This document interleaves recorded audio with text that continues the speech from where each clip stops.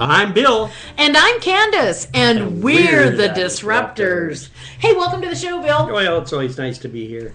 I have nowhere else to go. The home just turns me loose. Well, you know, it's fall. Have you noticed there's a crisp in the air? There's a crisp in the air, yeah.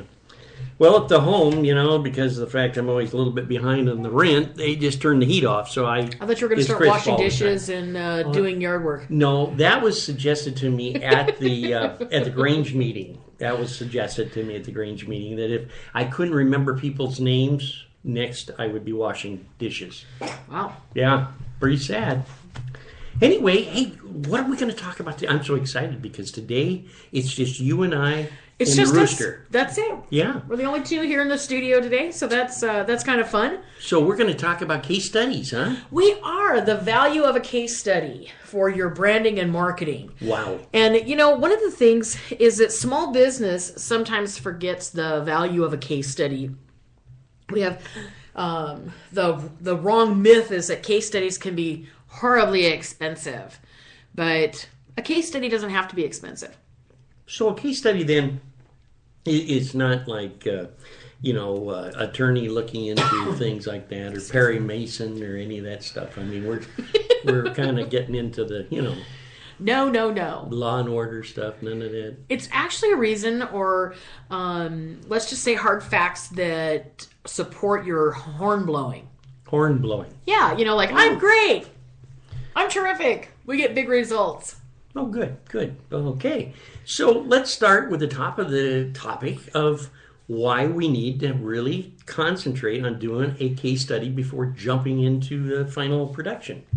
Well, a case study, why you need to do a case study, and that is that it really leverages your claims to fame.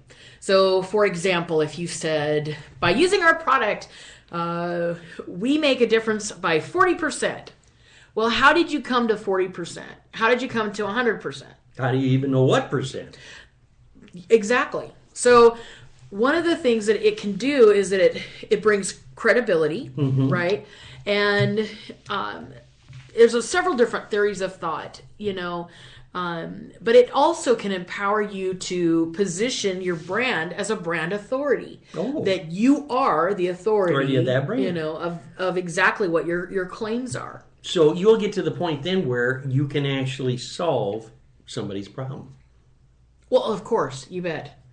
Hang on, let me get out my looking glass. No, I'm kidding. You got a lot of problems, don't you? Yes, I do. My turban doesn't fit properly, and anyway, so give us some classic ideas. When I say classic, I mean really sound theory of how a case study can work and how it can build your brand and things of that nature. Well, here's the deal. It can give you social proof, right? So it can show the benefit of your clients, let's say, working on you. Let's take a weight loss program. Okay, take a weight loss. Okay, because not that I need it. Weight loss is a huge, billion-dollar industry. Yes. Yeah. And so if you case study, so if you take this, let's say this little red pill, right? Okay, little red pill. And the little red pill, let's say, is full of all of the nutrients that you need for life. Okay. So you have to get people to say yes, that one, make sure that on this, because I specifically chose this because it is a health issue. So you have to keep in mind with the HEPA laws, right? So, right. But you can do, so we're going to do this, for example, the case study of the little red pill that's going to help you to lose weight without dieting. There we go. Dieting. Here's the magic pill. This is it. So you need to enroll individuals. That's right. Into exactly what that case study is. So before you even start, you have to decide what results are you looking for that case study. So you have to ask the right questions, right? Yeah, and get the right answers. Let's say it's reduce swelling. Well, you want to maybe take a picture of somebody's leg that's swollen or somebody's their fat toe. Head. Sure. Yes. That's called Photoshop. Oh, okay. Go ahead. Nobody I'm has a sorry. fat head. I didn't look, at the Photoshop first. I just looked across the room to you wonderful, beautiful Okay. self. Well, then you can tell I don't have a fat head.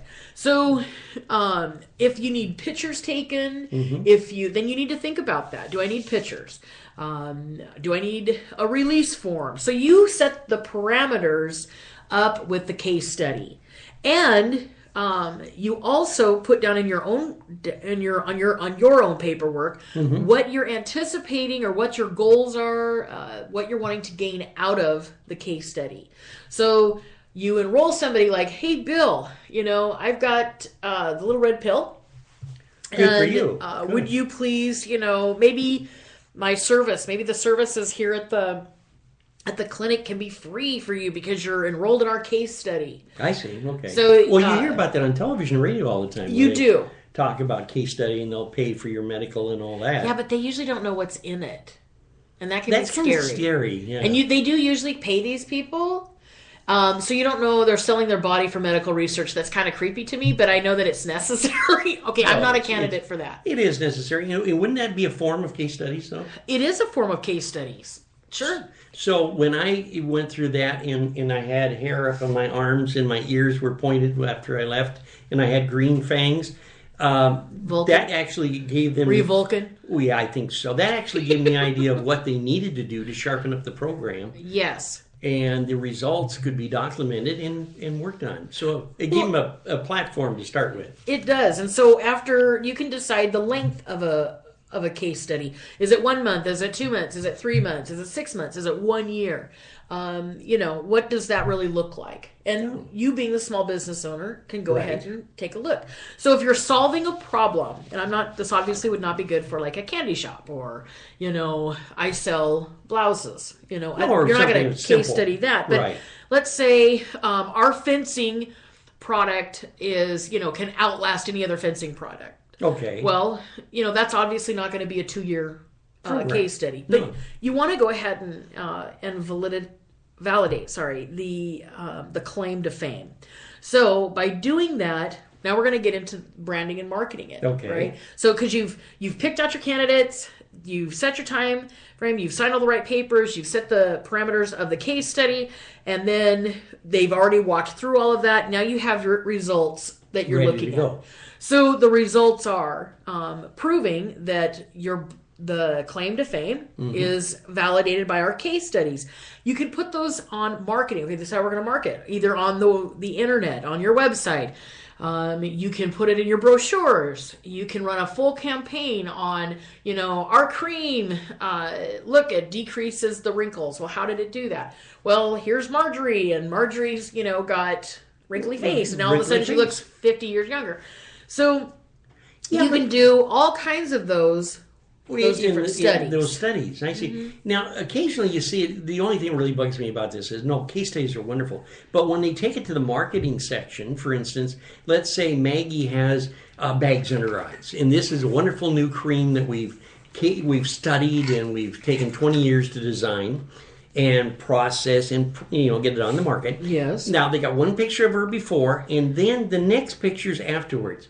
Why is it in those pictures that neither picture looks the same? In other words, the old picture, maybe she has a lighter tan. The new picture, it's darker tan, or the hair is different color, or there's something really uniquely different that makes your mind say, hey, wait a minute, is this actually her? Or have they done something, like... Well, they might have photoshopped her. I mean, I can't speak to any of that. There was actually a lady, and I apologize, I don't remember her name, but what she did, it's on TED Talks, is where I saw it, where she did her whole entire diet, or I'll say this, her weight transformation was all done in a 3D printer.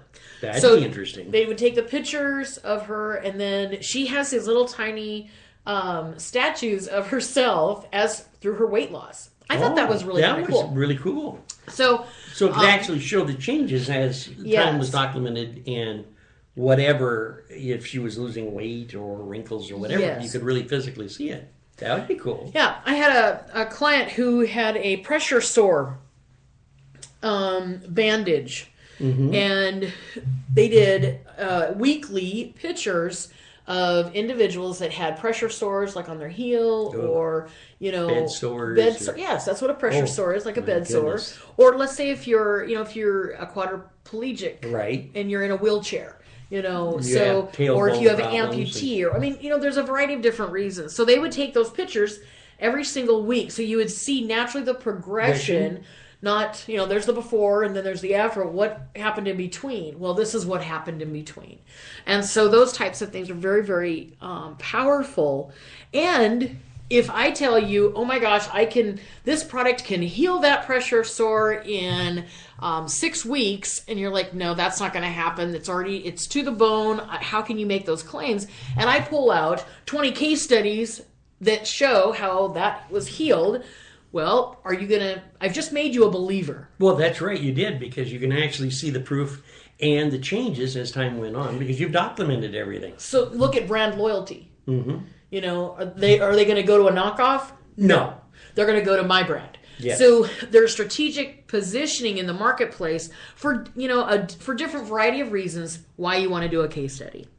And I think this is also, when we start studying case studies, and a business starts out, isn't this a good foundation point, or one of the points to build a foundation to start a business is to for instance, and let's take podcasting, which is what we're trying to do here. It was always interesting to me because when we first started to do the podcasting, there was so many pieces of equipment. There's so many technicians. There's so much differential on acoustics and cabling and monitors, and it goes on and on and on. So it actually took us a little bit of time to, should we say, hone the show down so that we get the sound that we required. And I think you can agree with me after we've done, 40 shows or better, that it's taken a progression of case studies of how we've had an opportunity, you and I, to discuss the show after we turn the mic off, the chicken goes home, and a few other odds and ends. I paid Roger. Yeah, well, Roger's, he quit, Well, I haven't heard him today. No, so. I think he's gone. I think he must he's be out left. with the ladies. It was late night. It's either that or he's, union now. But isn't that what, if I were to start a business, wouldn't that be a very important thing, especially if I was working on not a retail brick and mortar store, but on a service or something of that nature in the type of company? Absolutely. You're always looking to perfect. And, before we go any further, your preparation time, I don't care what you're doing. I don't care if it's a product or a service. I don't care. It doesn't matter. Preparation time is the absolute most important time that you will spend in your business, because you have to lay the foundation for whatever you're wanting to create. And if you don't lay it, and case studies are a viable part of laying the foundation to move your business forward. In other words, is the structure good enough? Well, I don't know. Can you grow into the structure? Yeah, we can grow into the structure. One of the problems is that with small businesses that they don't develop the structures good enough, because in the beginning everybody's I just got to make the sale. I've just got to make money. Yeah, I've got to turn money quickly because I'm not working. Yeah, I'm not working. I got bills to pay. And you know what? That is the wrong way of looking at it, because if the structures are in place, then you have the ability to grow and excel, grow into the structure, and you won't be stopped because your structures needed to be reevaluated. Oh, okay. And so there's nothing worse than a business growing in momentum. So you're going and you're going and you're people going. Are starting to catch on. But and you've got this, and that's exciting. I've got this big order and I got that big order. Yeah, and I've got clients coming in and I'm excited. And then all of a sudden you realize, oh my gosh, well, my product's peaked out. Yes. My competition's chewing on the factor that now they have a similar product, and I have really not researched mine to be able to compare or actually develop even a better product against my competitor. Yes, you want to run all of your processes in a case. Well, we believe, anyways, that you want to do them in a case study type of a format where, and I'm sure I've got some people that'll disagree with me on that, but a case study doesn't have to be expensive, and it doesn't have to take months. A case study can be, let's see how this process works. How do we get a customer in and out? How do we monetize?